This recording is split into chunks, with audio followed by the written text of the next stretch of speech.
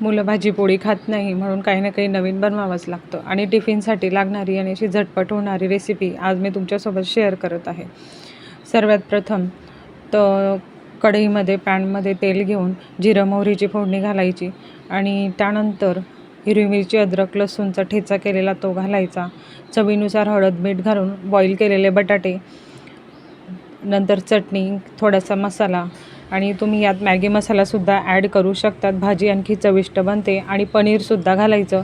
Recipe tasty तर बनते, पण पौष्टिक आणि हेल्दीसुद्धा होते. नंतर वरून हिरवीगार कोथिंबीर घालायची आणि भाजी छानपैकी परतून घ्यायची आणि थोडी चमच्याने स्मॅशसुद्धा करून घ्यायची.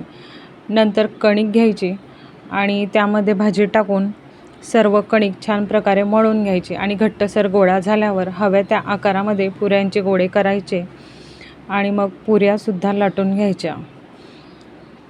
आणि तुम्ही ही भाजी आदल्या दिवशी बनवून फ्रीजमध्ये सुद्धा ठेवू शकता, जेणेकरून सकाळी मुलांसाठी टिफिन तुम्ही झटपट बनवू शकतात. आणि अशा प्रकारे कणिक मळून झाल्यावर पुऱ्या लाटून घेतल्या आणि मग पुऱ्या लाटून झाल्यावर कडकडीत तेलात फ्राय करून घ्यायच्या आणि छानपैकी अशा पुऱ्या तयार झाल्या. झटपट होणारी रेसिपी आवडल्यास लाईक, शेअर, सबस्क्राईब. सगळ्यांना श्री स्वामी समर्थ. बाय.